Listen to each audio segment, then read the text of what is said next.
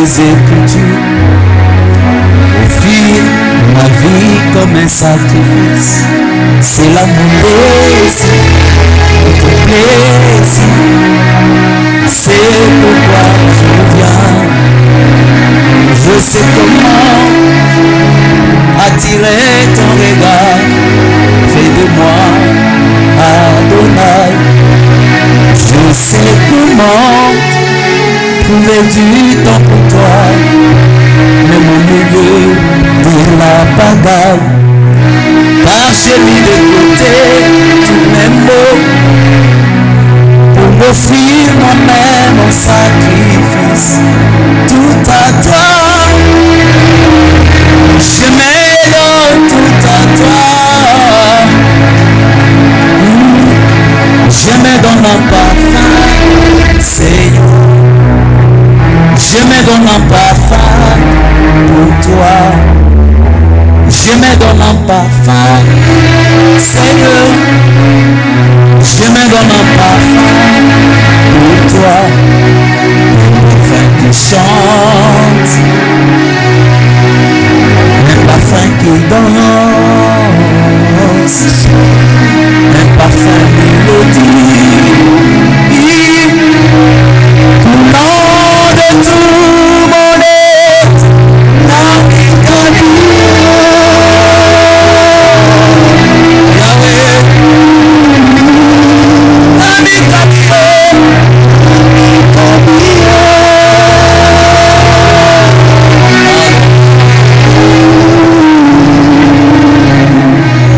soyanga ekosanzola mokonzi oyo andimaliwa anda moyelo etinedoya. Je sais pourquoi obileko ya motema baefasaka te. Soki wote nasirapela esina kofakala. Soki wote nasirapela esina kofakala. Soki wote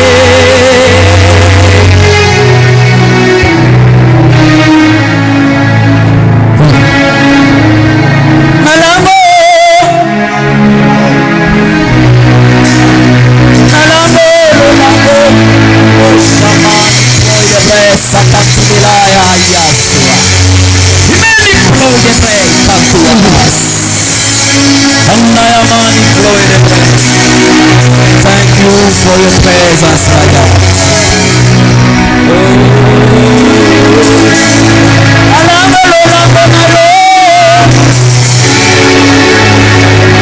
Père, nous voulons parler de toi. Accepte de nous rendre utiles devant ton peuple, parce que nous ne sommes pas dignes de parler en ton nom si tu ne nous fais pas grâce. Je libère mon esprit en ta présence, afin qu'il soit souple pour saisir ta pensée et la communiquer fidèlement. Car la Bible dit, c'est poussé par le Saint-Esprit que les hommes ont parlé la parole de Dieu. Je ne voudrais pas être poussé par ma petite connaissance, mais par mon petit envie. Mais j'aimerais être poussé par ton esprit, parce que c'est lui qui connaît la nourriture qu'il faut pour son peuple. Et c'est lui qui connaît les mots qu'il faut appliquer pour l'édification. Au nom de Jésus, Amen. Quelqu'un peut m'aider à très bien acclamer Jésus. Voilà comment on acclame Jésus. Voilà comment on acclame Jésus. Quand on acclame Jésus, on lui laisse les sièges. Est-ce qu'il y a une maman qui peut pousser les cris de joie à l'honneur de celui qui est mort et ressuscité? Merci beaucoup. Comme vous êtes debout, nous allons lire une portion des Écritures avant de commencer notre message. Je vous épargne d'autres Écritures qui vous ont été données peut-être hier. Je vais vous donner juste 2 ou 3 écritures, mais ici je vais lire une seule écriture. Pour ceux qui écrivent, écrivez Matthieu chapitre 28, verset 19. Écrivez 1 Timothée chapitre 2, verset 4. Et écrivez aussi 1 Samuel chapitre 9, verset 1 en descendant. Mais ici je vais lire juste 1 Timothée chapitre 2, verset 3 à 4. Nous lisons au nom de Jésus. Église, nous lisons au nom de Jésus. Cela est bon et agréable devant Dieu notre Sauveur, qui veut que tous les hommes soient sauvés et parviennent à la connaissance de la vérité, parole du Seigneur. Est-ce que quelqu'un peut acclamer le Seigneur? Merci mon ami, vous pouvez baisser. Vous pouvez baisser. Premièrement, j'ai dit merci à l'Éternel Dieu Tout-Puissant, lui qui est le maître des temps et des circonstances. Il connaissait ces jours depuis la fondation du monde et il avait prévu que nous soyons aussi orateurs dans cette conférence. Malgré ça peut nous surprendre, nous les hommes, mais lui ça ne le surprend pas. Est-ce que quelqu'un peut acclamer Dieu comme une offrande d'action de grâce? Deuxièmement, je remercie l'ange de l'église, un homme grâce pour l'église corps et particulièrement pour le centre de réveil et d'adoration, Chant de Boaz. Un docteur, l'homme, depuis les jours que je l'ai découvert, je l'ai aimé. Mais depuis hier, je l'ai encore aimé plus. Je suis en train de parler du docteur héritier. Est-ce que vous pouvez apprécier la grâce de Dieu sur votre pasteur? Merci pour l'invitation. Je crois que l'année passée, vous aviez beaucoup regretté. Quand même, cette année, vous allez me pardonner. Merci beaucoup à tous les hommes de Dieu qui travaillent à côté de lui. Maman pasteur est là. Elle est... Oh là, félicitations pour le nouveau bébé. Donc nous sommes de nouveaux papas. Moi aussi je suis encore de nouveaux papas. Merci beaucoup. J'ai béni tous les hommes de Dieu à ses côtés, les hommes forts et les femmes fortes. Que Dieu les bénisse abondamment, ainsi que le bureau. Je salue la présence de tous les hommes de Dieu. Votre onction sur nous va vraiment nous aider ce soir. Merci pour votre présence. Je salue particulièrement le pasteur Osé qui a accepté de nous accompagner ce soir. Amen. Et je vous salue aussi, peuple béni du centre de réveil et d'adoration. Je vous trouve très charismatique, très profond. Est-ce que vous pouvez recevoir ma salutation avec les acclamations? Merci, que Dieu soit loué. La matière est tellement abondante. Malgré les minutes qu'on nous a données, nous allons faire l'essentiel. Mais le sous-thème qu'on m'a donné, c'est un sous-thème pour lequel on peut prendre beaucoup de temps, même 2 mois, de parler pour la gloire du Seigneur. Amen. Mais nous allons parler dans quelques minutes. Je n'ai plus le temps de commencer par le sujet central de la conférence, Kadesh Barnea. Mais je peux dire juste un mot par rapport à la pensée de Dieu lorsque Kadesh Barnea a cet nom. La pensée de Dieu n'était pas qu'Israël connaisse ce qu'il a connu au niveau de ce lieu, mais ce nom a influencé la vie des Israélites. Amen. Parce que selon l'étymologie, Kadesh Barnea, Kadesh qui veut dire consacrer ça, et Barnea qui veut dire en errant, sans fuite, nous pouvons dire que c'est ce qui a influencé qu'Israël puisse fuir la terre promise, chercher même à fuir la terre promise. On peut dire que le consacré Israël a fui la terre promise. il a fui sa mission, il s'est perdu. Et c'est ainsi que Dieu a inspiré à son serviteur que nous puissions parler à l'église de ces temps, l'église de cette génération, de pouvoir quitter les habitudes de Kades Barnea. Alléluia. Oh là là, alléluia. Ainsi, on est venu nous rappeler de la vision de Dieu qui est une mission pour l'église. Le temps me manque de parler de ce côté. Je crois que le docteur nous a fait une très bonne introduction par ça. Je vais aller directement à mon sous-thème afin d'avoir quand même le maximum du temps. Le sous-thème qui m'a été attribué est intitulé « La mission de l'Église dans le monde ».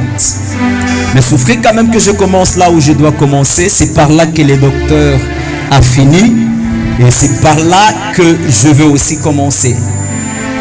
Le docteur venait de nous dire que la mission de l'Église, vous avez utilisé quel terme pour dire elle est une? 4 facettes, voilà. Moi je vais utiliser les termes des dimensions. Alléluia. Je sais que ça dépend de la conception de choses et de la foi, de la croyance. Le docteur nous a dit la mission de l'église est une, mais elle a 4 facettes. Et je veux le compléter avec la même pensée, mais en sortant juste 3 facettes que moi j'appelle les dimensions. Donc la mission de l'église que je voudrais sortir ce soir, elle est tridimensionnelle. Je sais que la partie qu'il a ajoutée, c'est la partie du combat spirituel. J'enlève cette partie parce qu'elle ne me concerne pas tellement ce soir par rapport au diable, mais ce qui me concerne d'abord ce soir, c'est par rapport à toi et à Dieu. Quelqu'un peut dire Amen. Alors cette mission tridimensionnelle, la première dimension qui nous a parlé, elle est verticale. C'est-à-dire une dimension qui part de l'homme à Dieu. Dieu est en haut, l'homme en bas. Et il nous a parlé que c'est l'adoration. Parce que ces 3 dimensions sont basées sur l'amour. Dis avec moi amour. C'est basé sur l'amour. Ces 3 dimensions de la mission de l'église sont basées sur l'amour. La première dimension, j'ai dit, c'est la dimension verticale. Elle traduit l'amour de l'église envers Dieu. C'est ça ce qu'on appelle l'adoration. Lorsqu'on aime Dieu, on l'adore. Lorsqu'on aime Dieu, on sait s'humilier devant lui. Lorsqu'on aime Dieu, on sait s'effacer et le mettre à sa place. Quelqu'un peut me donner encore Amen. La dimension verticale, qui est la dimension de l'adoration, qui manifeste l'amour de l'homme, l'amour de l'église envers Dieu. La deuxième dimension, c'est la dimension horizontale. La dimension horizontale, c'est l'amour du prochain, l'amour fraternel. Là, c'est la dimension de l'édification. Là où le pasteur nous a parlé des 5 ministères à l'église. Quelqu'un peut me donner encore un bon amen. C'est la dimension horizontale. Après avoir aimé Dieu, l'homme est appelé à aimer son prochain d'abord dans l'église. Lorsqu'on aime notre prochain à l'église, on ne va pas vouloir que celui-ci tombe. On ne va pas détruire son prochain, mais on va les construire. Lorsqu'on les construit, c'est ça ce qu'on appelle édifier. On n'édifie pas seulement la chair, mais on peut édifier aussi dans le comportement. On peut aussi édifier dans le service qu'on fait pour le Seigneur. Que Dieu bénisse celui qui me donne un bon amen. Et la troisième dimension, c'est la dimension cyclique. La mission de l'église a la troisième dimension qu'on appelle la dimension cyclique. La dimension cyclique, c'est la dimension de l'évangélisation. C'est là qu'il y a mon sous-thème. La dimension de l'évangélisation, c'est l'amour de ceux qui sont à l'église pour les perdus qui ne sont pas à l'église. Et quand je parle de l'église, ne voyez pas d'abord premièrement l'assemblée locale. Ne voyez pas l'église visible. Mais je parle de l'église universelle. Quelqu'un peut me dire Amen. Donc la troisième dimension, c'est là que mon sous-thème est tiré. La mission de l'église dans le monde ou face au monde. La mission de l'église dans le monde, c'est la mission non pas de l'édification, mais c'est la mission de l'évangélisation. Donc l'église dans le monde est appelée à évangéliser afin d'enlever les gens qui sont dans le camp du diable et les amener dans le camp de Dieu. Afin de dépeupler les camps du monde des ténèbres, afin de peupler les camps de Dieu. Acclamez le Seigneur et je commence par là mon message. C'était mon introduction. Donc la mission de l'église dans le monde, c'est l'évangélisation. Je vais commencer par définir l'évangélisation. Et après, je vais donner l'objectif de l'évangélisation. Et enfin, je vais vous donner les bénéfices de l'évangélisation. C'est ça, ma subdivision du travail. C'est quoi l'évangélisation? Je vais commencer par ce qui n'est pas évangélisation. Mais à défaut qu'on croit que c'est l'évangélisation. L'évangélisation, ce n'est pas inviter quelqu'un à l'église. Là, il y a déjà des gens qui sont choqués. Lorsqu'on évangélise, ce n'est pas inviter quelqu'un à l'église. Inviter quelqu'un à l'église ne veut pas dire évangéliser. Pasteur, l'église aujourd'hui est attaquée par les... Parce que les gens ne connaissent pas l'évangélisation, c'est quoi? Beaucoup d'églises, on a mis l'évangélisation de côté parce qu'on ne connaît pas l'évangélisation, c'est quoi?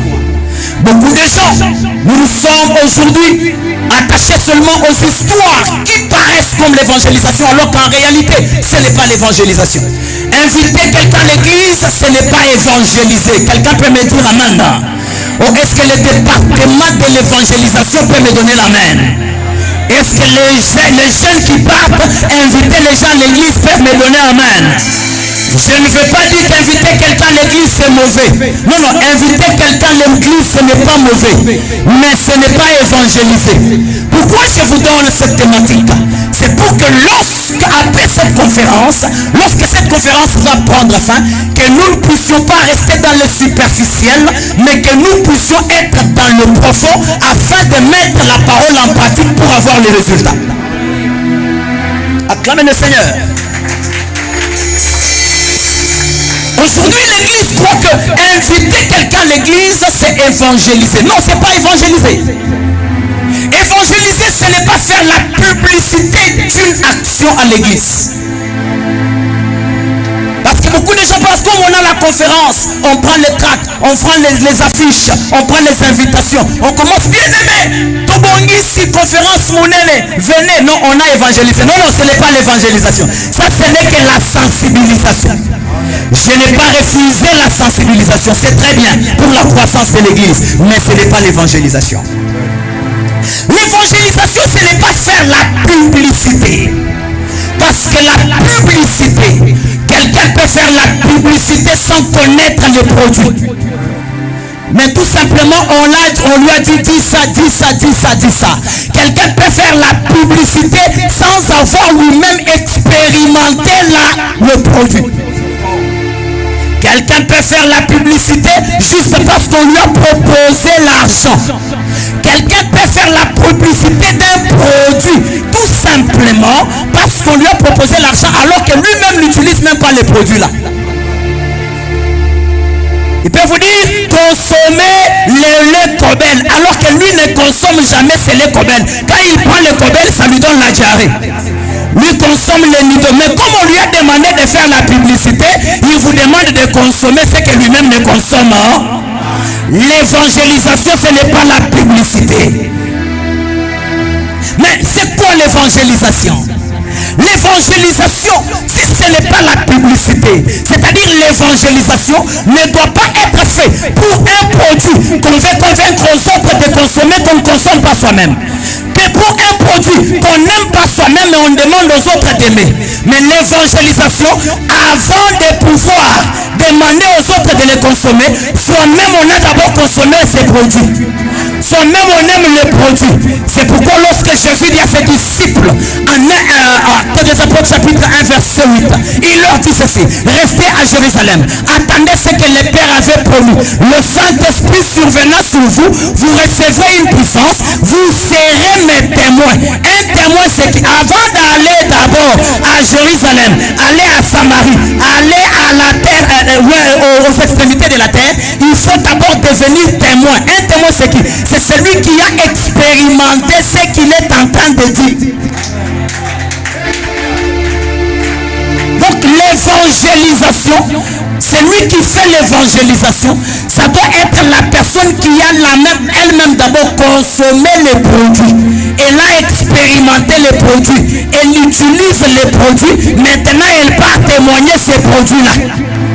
Donc l'évangélisation, c'est le fait d'annoncer la bonne nouvelle du royaume qui sauve. Cette bonne nouvelle montre l'amour de Dieu envers les hommes, qui montre aux hommes que même si les hommes t'aiment dans ce monde, il y a quelqu'un qui t'aime plus que les hommes. Même si les hommes ne t'aiment pas dans ce monde, ne te soucie pas de la haine des hommes, mais il y a quelqu'un au ciel qui t'aime au-delà de la haine des hommes. Même si tu n'es pas aimé, il y a quelqu'un qui t'aime. Cet amour ne l'a pas poussé seulement à te créer, parce que l'amour de Dieu ne s'est pas manifesté seulement à la croix, mais l'amour de Dieu pour l'homme s'est manifesté depuis la création. Vous allez voir que lorsque Dieu crée toutes choses, il les crée comme ça. Mais pour créer l'homme, il dit créons l'homme à notre image et à notre ressemblance. Or, le véritable amour pour ton prochain, c'est de vouloir que ton prochain soit comme toi-même. Si Dieu dit que l'homme soit à son image et à sa ressemblance, c'est parce que Dieu aimait l'homme. Il lui a donné ce que lui aime qu'on lui donne. Vous allez voir que l'amour de Dieu pour l'homme. Est-ce que je peux monter avec l'église? Je peux monter, je sais que vous êtes les enfants du docteur. Je monte avec vous, hein? On monte? Ça fait l'amour de Dieu pour l'homme n'a pas commencé à la croix, mais il a commencé depuis la fondation du monde. Pourquoi? Vous allez constater que lorsque Satan pêche, parce que Satan n'était pas Satan, Satan était un ange. Lorsque l'ange Satan, l'ange de lumière pêche au ciel, lorsqu'il se rebelle avec un tiers des anges au ciel, Dieu a préparé pour lui l'enfer. L'enfer n'a pas été préparé pour l'homme, mais l'enfer a été préparé pour Satan qui s'était rebellé avec le tiers des anges. Je n'ai pas vu Dieu se démener et se dépenser parce que les anges se sont rebellés. Mais lorsque l'homme s'est rebellé, lorsque Adam s'est rebellé, Dieu n'a pas préparé l'enfer pour lui. La Bible me dit, il a préparé l'agneau de Dieu qui ôte les peaux. L'homme se rebelle, Dieu prépare l'agneau de Dieu. L'ange se rebelle, Dieu prépare l'enfer. Je suis venu dire à quelqu'un, ta place n'est pas dans l'enfer.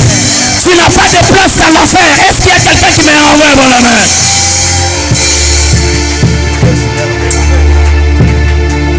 Dis à quelqu'un, l'amour de Dieu pour toi n'a pas commencé à la croix, mais ça a commencé depuis la fondation du monde. C'est pourquoi tu ne dois même pas envier les anges. Quand les anges se rebellent, Dieu s'en fout. Mais quand l'homme se rebelle, Dieu est triste.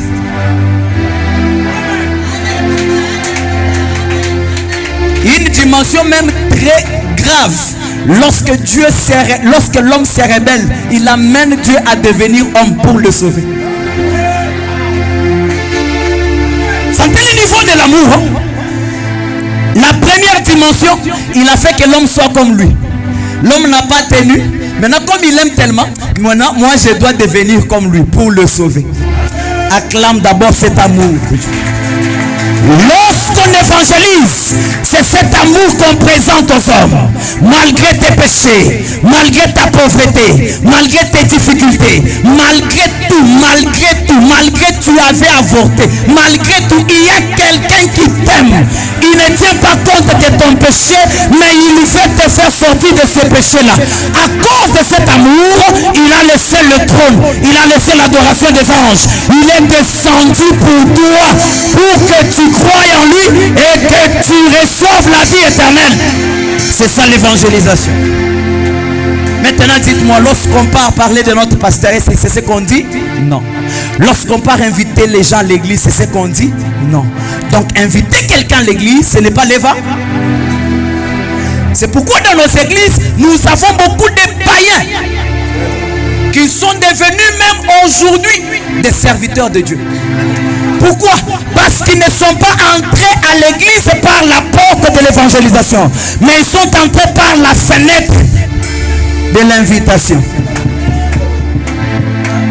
Maintenant, qu'est-ce que l'église doit faire? Il faut que lorsqu'ils entrent par la fenêtre de l'invitation, on doit d'abord leur faire sortir dans l'église et pour le faire entrer par la porte. C'est pourquoi la prédication de la croix, la prédication de l'évangile doit revenir dans l'église.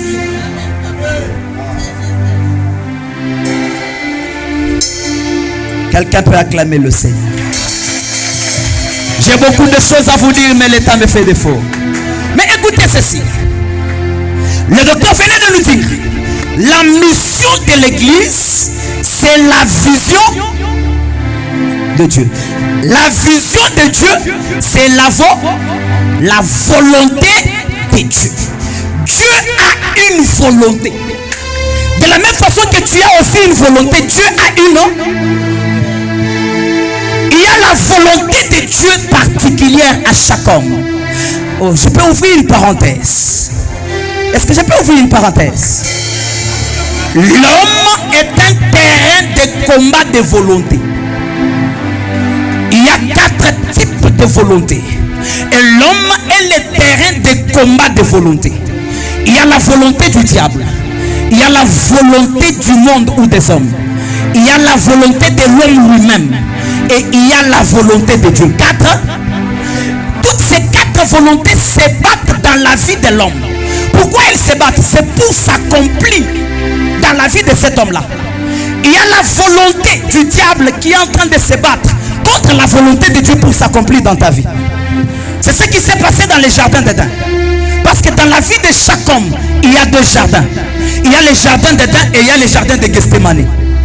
Le jardin d'Éden, c'est le lieu où l'homme abandonne la volonté de Dieu pour faire sa volonté, la volonté du diable. Et au finish, l'homme tombe. Mais dans les jardins d'Éden, je vais terminer par là pour cette parenthèse. La deuxième volonté qui se bat dans la vie de l'homme, c'est la volonté des hommes. La volonté des hommes se bat aussi pour s'accomplir dans la vie de l'homme. Contre la volonté de Dieu. La troisième volonté, c'est la volonté de toi-même, ta propre volonté. Quelqu'un peut acclamer le Seigneur. L'illustration est de Jésus dans les jardins de Gethsémani. Jésus était venu sur la terre selon la volonté de Dieu pour mourir, vrai ou faux? Mais quand il arrive à Gethsémani, il voit la coupe, il dit, Père, enlève devant moi cette heure. Ça maintenant, quand il dit enlève devant moi cette coupe, c'est la volonté humaine, sa propre volonté en tant qu'humain. Mais j'aime ce qu'il dit à la fin, il dit, toutefois, que ça ne soit pas ce que je veux, mais ce que toi tu veux. Ce qui doit s'accomplir dans ta vie, ce n'est pas la volonté du diable. Ce n'est pas la volonté des hommes. Ce n'est pas ta propre volonté. Mais ce qui doit s'accomplir dans ta vie, c'est seulement la volonté de Dieu. La volonté de Dieu peut être aujourd'hui amère. Mais laisse-moi te dire, demain, elle sera sucrée. La volonté de Dieu peut être aujourd'hui la mort. Mais laisse-moi te dire, demain, ça sera un nom qui est élevé au-dessus de tous les noms. Parce que Jésus était appelé à avoir le nom qui était au-dessus de tous les noms. Mais pour avoir ce nom-là, ce n'est pas en fuyant la croix. Il devait boire la coupe. Lorsqu'il boit la coupe, il aura maintenant le nom qui est... Oh là là là là là là. Est-ce que je peux parler à un Joseph ici? Est-ce que je peux parler à une Joséphine ici? Je prie au-delà des volontés des hommes, au-delà de la volonté du diable, au-delà de ta volonté, que la volonté de Dieu s'accomplisse dans ta vie. Et le plus grand combat, c'est de l'homme de connaître la volonté de Dieu pour lui. Il y a des prières que nous faisons qui ne sont pas exaucées parce qu'elles ne sont pas d'après la volonté de Dieu. Ça, c'est de manière particulière. Mais de manière générale, Dieu a une volonté pour tous les hommes. Il y a une volonté de Dieu pour tous les hommes. Qu'ils soient élancés, qu'ils soient chétifs. Qu'ils soient riches, qu'ils soient pauvres. Qu'ils soient blancs, qu'ils soient noirs. Qu'ils soient lettrés, qu'ils soient illettrés. Il y a une volonté de Dieu pour tous les hommes. C'est ce que l'apôtre Paul dit ici en 1 Timothée chapitre 2. il commence à dire prier pour les hommes élevés en dignité. Même le président de la République est dans cette volonté. Le ministre est dans cette volonté. Il dit c'est quoi? Dieu veut que tous les hommes soient sauvés. C'est ça la volonté de Dieu pour tous les hommes. Et c'est ça l'objectif de l'évangélisation. Dieu veut que tous les hommes soient, que ce soit les femmes qu'elles soient, que ce soit les pauvres qu'ils soient riches qu'ils soient un enfant. Dieu veut que tous les hommes soient. Dis à ton voisin la volonté de Dieu pour tous les hommes. Et que tous les hommes soient sauvés. C'est pourquoi l'église ne doit pas se contenter lorsqu'il y a des chaises vides. C'est-à-dire il y a encore des gens qui ne sont pas sauvés, ils sont quelque part. Oh, Dieu dit, la volonté de Dieu c'est que tous les hommes, les sorciers doivent être sauvés. Les féticheurs doivent être sauvés. Il n'y a pas un homme qui a le droit à la mort éternelle. C'est pourquoi moi j'ai le slogan qui dit zéro âme en enfer. Si tous les hommes sont sauvés, est-ce qu'il y aura quelqu'un qui ira en enfer? Dieu n'a pas créé l'homme pour aller en enfer. Mais Dieu a créé tous les hommes pour être sauvés. Maintenant, si la volonté de Dieu est que tous les hommes soient sauvés, or la volonté de Dieu c'est la vision de Dieu. Et la vision de Dieu c'est la mission de l'église. Donc la mission de l'église doit être aussi laquelle? Que tous les hommes... La mission de l'église pour le monde, c'est que tous les hommes soient sauvés. C'est pourquoi Jésus dit, allez, faites de toutes les nations, faites de tout le monde les disciples. Tout le monde là, on ne te dit pas d'aller aux États-Unis, on ne te dit pas d'aller en Irak, en Afghanistan. Non, le monde là que Jésus nous dit commence par notre maison là où nous habitons. Si dans ta maison, dans votre maison, il y a des gens qui ne sont pas encore sauvés, ne cherche pas à aller seulement loin. Le monde commence dans ta maison. Avec ton mari qui ne connaît pas Dieu, avec ta femme qui ne connaît pas Dieu, avec ton frère et ta soeur qui ne connaissent pas Dieu, avec ta famille, avec tes enfants, avec ton chef au travail, avec votre collègue de l'université. Le monde commence par là. Ne cherche pas seulement à aller là-bas, mais commence là où le monde court. Jésus a dit à ses disciples, commencez à Samarie, commencez à Jérusalem. Donc Jérusalem, c'est d'abord là où tu habites. Comment tu vas aller évangéliser seulement ailleurs alors que dans ta maison il y a des païens? Sur tous les hommes de Dieu, à des fois nous nous promenons seulement pour prêcher les autres, mais nous laissons nos enfants païens. Ce sont des âmes à gagner. Ils sont aussi dans tous les hommes qui doivent être sauvés. Ton mari là, il boit, pourquoi? Parce qu'il est encore païen. C'est pourquoi à l'église, on doit diminuer les prières de feu. C'est pourquoi moi j'ai enlevé cette dimension-là. Du combat de l'église contre le diable. Le diable, quel qu'il soit, qu'est-ce qu'il fera? Même s'il devient 100 fois diable, il ne vaincra jamais l'église. Oh, est-ce que je peux monter avec vous? Le temps me faut défaut. Le diable ne peut plus vaincre l'église. Oh, enfin, quand je parle ça, j'ai la colère. Est-ce que je peux monter avec vous? L'église ne doit pas avoir peur du diable. Diaboulou, Kabouko la garanche. Diaboulou, c'est une petite puissance. La sorcellerie, c'est une petite... Les fétiches, c'est une petite puissance. C'est pourquoi lorsque Jésus veut donner le pouvoir à l'église, il ne donne pas le pouvoir à l'église sur la sorcellerie. Il ne donne pas le pouvoir à l'église sur les fétiches. Et encore moins, il ne donne pas le pouvoir à l'église sur les diables. Matthieu 16, 18, Jésus dit quoi? Tu es pierre, et sur cette pierre, je bâtirai mon église. Et les portes de séjour du diable, les portes du séjour des morts ne prévaudront pas contre elle. Pourquoi Jésus a donné sur la mort? Parce que la mort est plus forte même que les sorciers. La mort est plus forte que les féticheurs. La mort est plus forte même que Satan le diable. Amen. Lorsque tu es sorcier, même si tu ensorcelles les gens comme moi, tu finiras par faire quoi?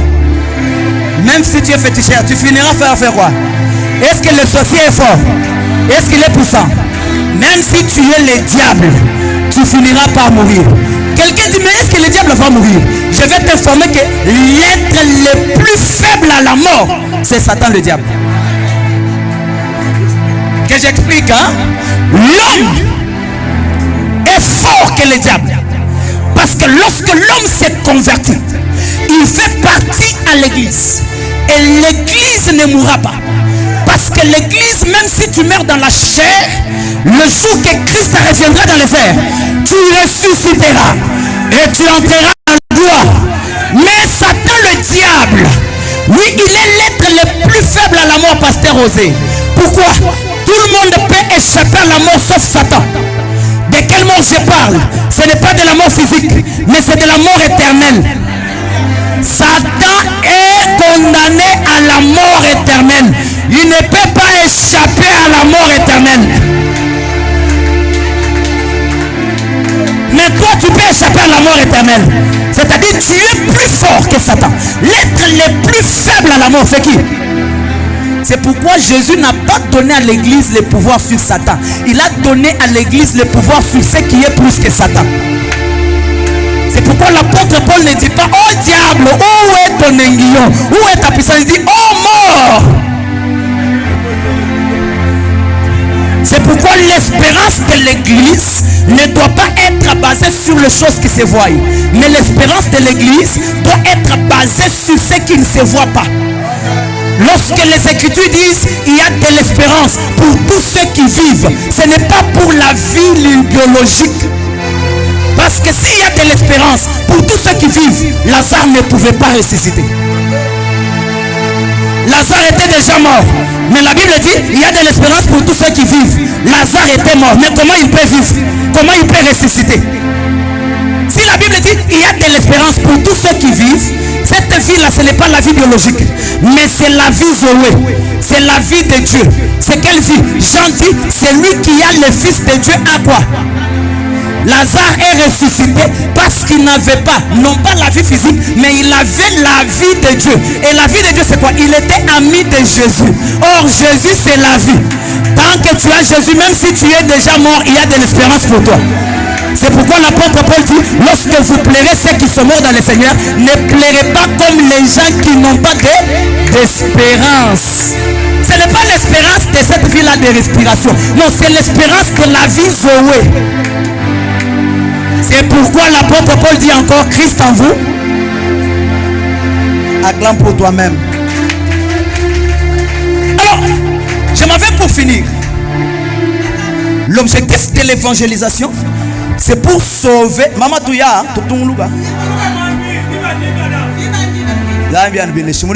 parole. Moi j'aime une église comme ça. Vous me poussez à me déverser encore. Donc la volonté de Dieu, c'est que les hommes soient sauvés. Et la mission de l'église, c'est que tous les hommes soient sauvés.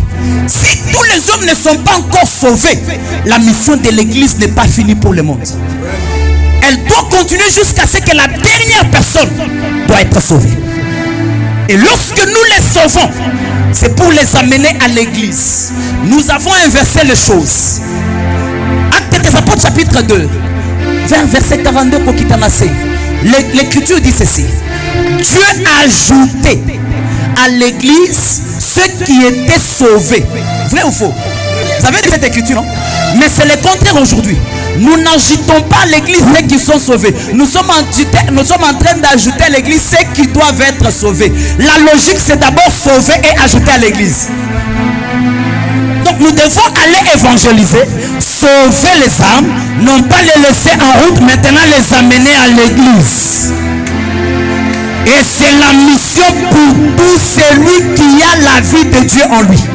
L'évangélisation n'est pas un travail des évangélistes. Là, les évangélistes se voient comme s'ils ont un petit ministère, comme on dit, évangéliste Osé ou Alessa. Ils se voient comme si c'était... Non. L'évangéliste, c'est un ministère au même niveau que les autres ministères. Est-ce que je peux ouvrir une parenthèse? Je suis à l'aise, hein? Ne considérez pas ce que j'ai dit si ce n'est pas ce que vous croyez. Mais c'est ce que moi je crois. Mon pasteur, mon docteur, c'est vous le docteur de la parole. Moi je crois qu'il n'y a pas 5 ministères de la parole. Mais il y a un seul ministère de la parole auquel on travaille sous 5 dimensions. Parce que c'est le ministère de la parole. C'est le travail. Ministère, ça veut dire travail. Donc tout celui qui a la parole, il a le ministère. Même lorsqu'Éphésiens parle, l'Éphésiens ne dit pas le ministère au pluriel, il dit en vue de l'œuvre du ministère. Il y a un seul ministère qui est le ministère de la parole, auquel nous avons des apôtres, nous avons des prophètes. C'est pourquoi un apôtre peut travailler des fois comme un évangéliste peut travailler des fois comme un docteur peut des fois travailler comme un pasteur, parce que tous ils sont au ministère de la parole, mais chacun a une particularité. Mais tous ils sont autour de la parole. C'est le ministère de l'autorité dans l'église. L'évangéliste ne doit pas se sentir comme un ministère moindre. Non, c'est un ministère fort aussi dans l'église. Est-ce que je peux monter? L'évangélisation n'est pas destinée seulement aux jeunes, mais l'évangélisation est destinée à tout disciple de Jésus qui doit faire des autres de devenir des disciples. Parce que pendant que Jésus parlait d'aller évangéliser, il ne parlait pas aux fidèles, mais il ne parlait pas aux bandits, ou bien à une catégorie de gens, mais il parlait à ses disciples. J'aime une version qui dit: allez faites de toutes les nations mes disciples. Il ne dit pas les disciples, mes disciples. C'est-à-dire, comme vous êtes mes disciples, allez faire aussi de toutes les nations, pas vos disciples, mais mes disciples comme vous. C'est-à-dire qu'ils se convertissent. Donnez-leur la vie que vous avez. Tu es docteur, tu es appelé à évangéliser. Tu es apôtre, tu es appelé à évangéliser. Tu es évangéliste, tu es appelé à évangéliser. Tu es prophète. Toi tu es seulement l'ainsi dit l'Éternel. Non. Le véritable ainsi dit l'Éternel, c'est d'abord sauver cette âme-là. Comment tu lui dis qu'il va aller en Europe pendant qu'il n'a pas encore l'étiquette du ciel? Commence par le prophétiser qu'il est païen, qu'il se convertisse, après il vivra les bénédictions de Dieu. Tu es pasteur, ne reste pas seulement à l'église évangéliste. Est-ce que je peux en commenter? Savez-vous que les 12 apôtres, tous n'avaient pas le ministère apostolat? Et tous, ils n'étaient pas apôtres des ministères. Si on les appelle 12 apôtres, c'est parce qu'ils ont commencé. Parmi eux, il y avait des prophètes, comme Jean. Parmi eux, il y avait des évangélistes comme Pierre.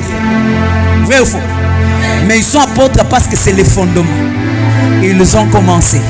Quel que soit ton ministère, tu dois évangéliser. Et puis l'évangélisation, ce n'est pas seulement là où on commence, après on laisse, non, on a biloko abanamike. Non, c'est toute la vie du disciple tant que tous les hommes ne sont pas sauvés. Si tu es enfant de Dieu et que tu as la vie de Dieu, il faut au bota. C'est lui qui a la semence à bota. Ceux qui m'ont abotate, aza stérile. C'est-à-dire, aza la semence. Yangote. Il faut te sembler là, c'est semence. Attends la makamuna nzambe. Ceux qui évangélisent au Ganyaraba amte, tu n'as pas de semence. C'est lui qui a la semence, il engendre. Je peux terminer? Acclamez le Seigneur, maintenant je termine. Il y a beaucoup de choses à dire. Est-ce qu'on peut maintenant monter? Qu'est-ce que nous gagnons lorsque nous évangélisons?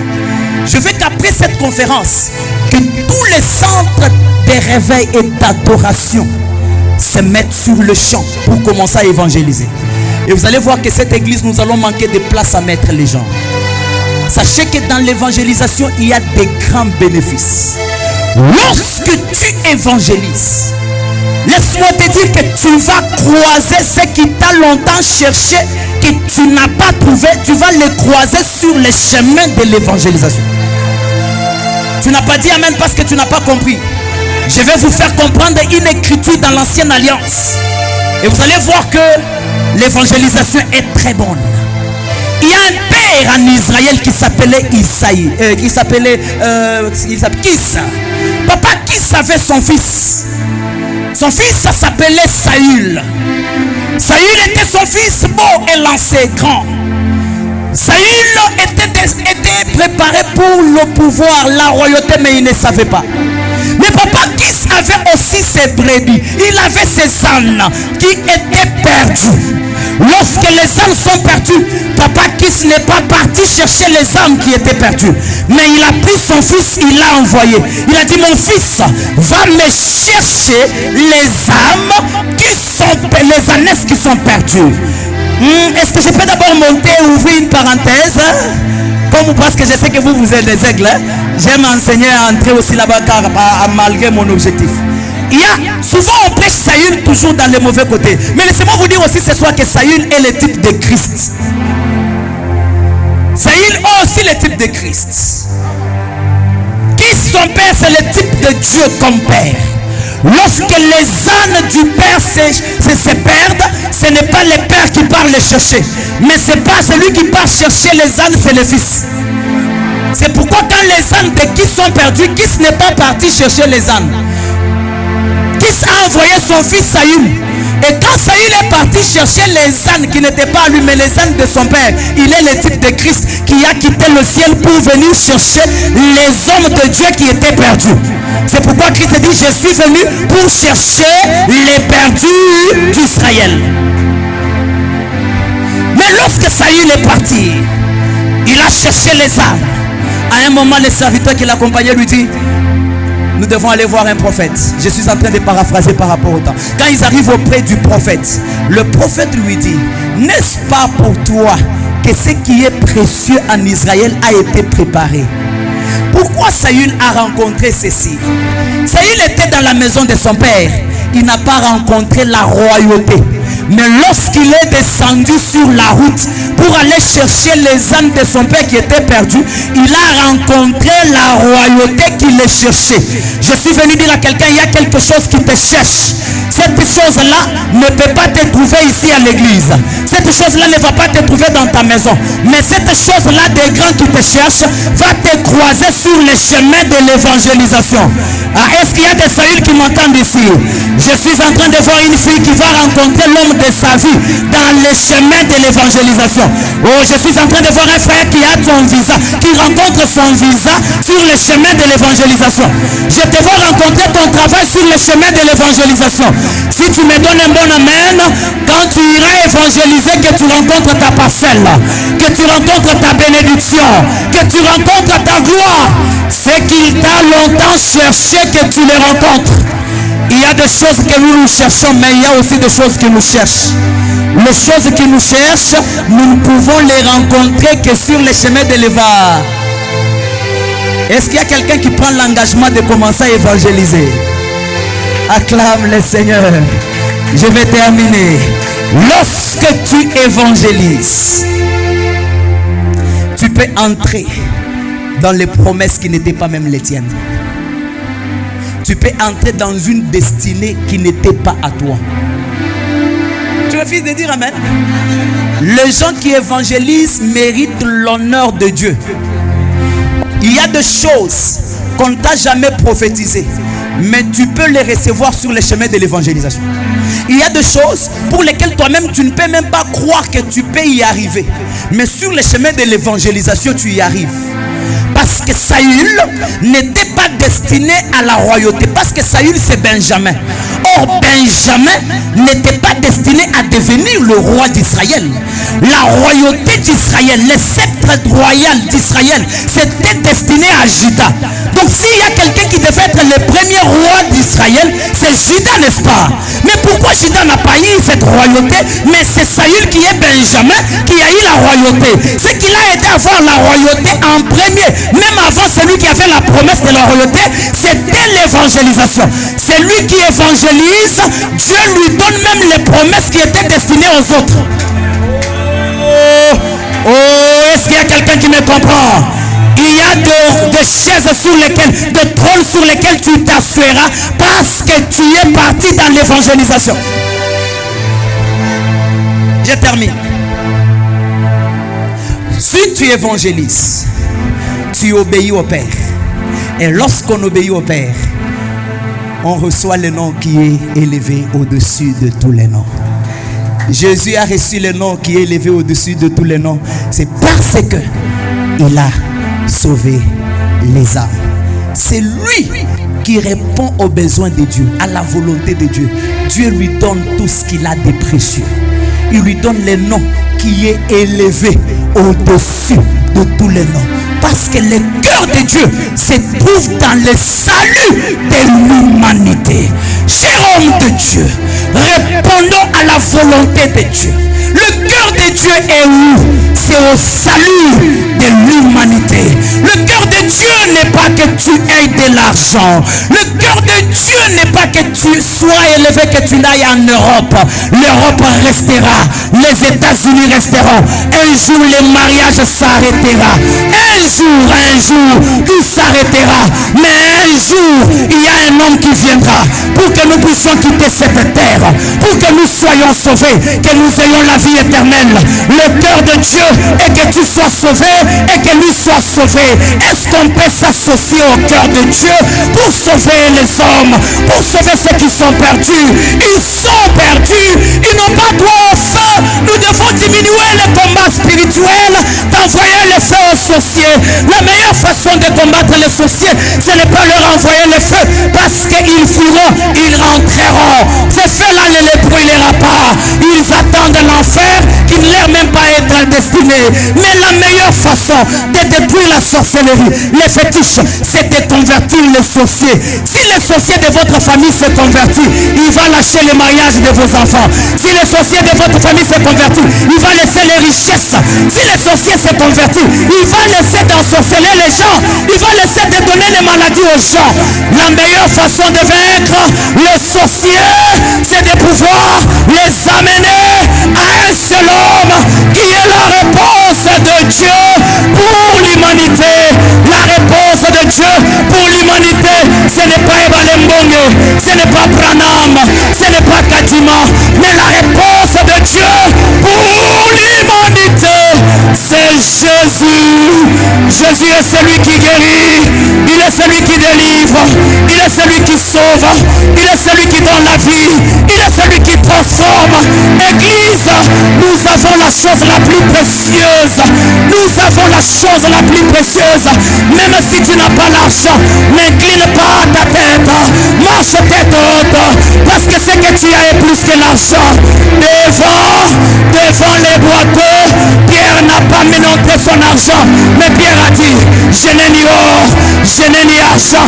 Mon argent peut te priver les jambes, mon argent peut te priver les yeux, mais ce que j'ai, Église, ce que nous avons, c'est plus que de l'or. Il y a le président qui a besoin de ça, il y a des ministres qui ont besoin de ça, même les gens qui ont tout l'argent, ils ont besoin de ça.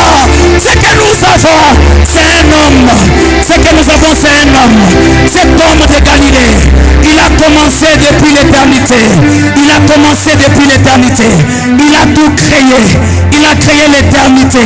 Il s'appelle Jésus-Christ de Nazareth. Il est le produit qu'il faut.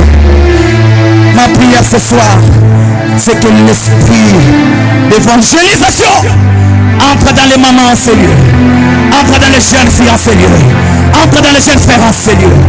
N'aie pas honte, n'aie pas honte. Tu as quelque chose que le monde recherche. C'est que tu as, ta famille a besoin de ça. C'est que tu as, tous les hommes ont besoin de ça. C'est que tu as, c'est Jésus. Avec Jésus, tu peux tout. Je puis tout par celui qui me fortifie. Ce soir, je fais 3 services.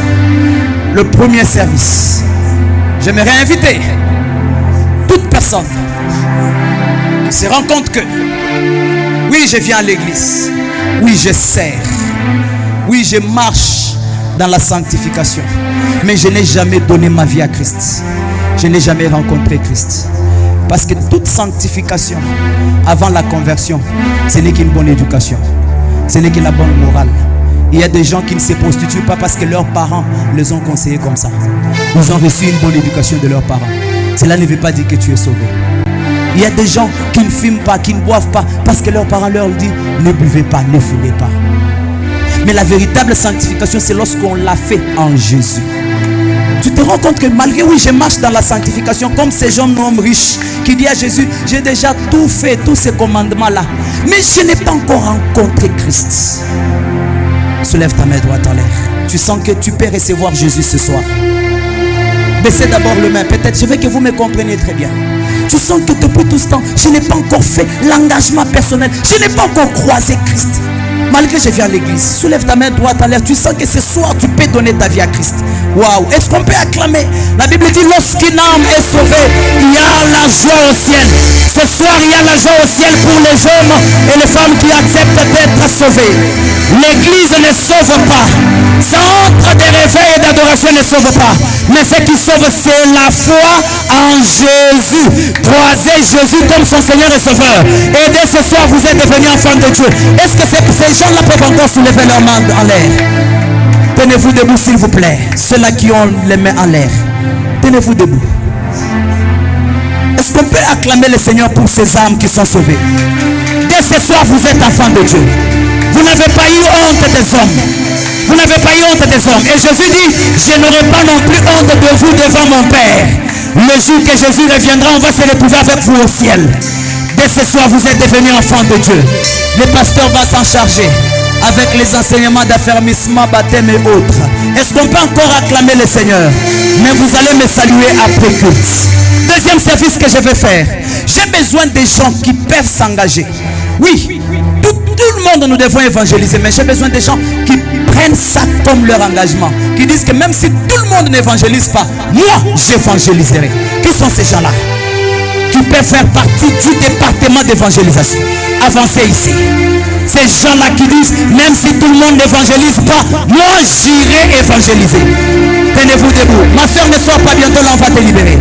Tenez-vous debout. J'ai besoin de ces gens-là qui comprennent que je dois être évangéliste. Je dois prêcher la bonne nouvelle, amener les âmes à Christ et les amener à l'église. Que Dieu vous bénisse, qu'il accomplisse les bénéfices que je viens de parler ici dans vos vies. Est-ce que vous pouvez avancer ici? Le pasteur va vous imposer les mains. Venez, venez, venez rapidement. Tu prends l'engagement d'évangéliser dans ta famille, dans ton quartier, au travail. Partout où tu peux te retrouver. Parce que vous pouvez leur imposer les mains. Vous constituez le département de l'évangélisation.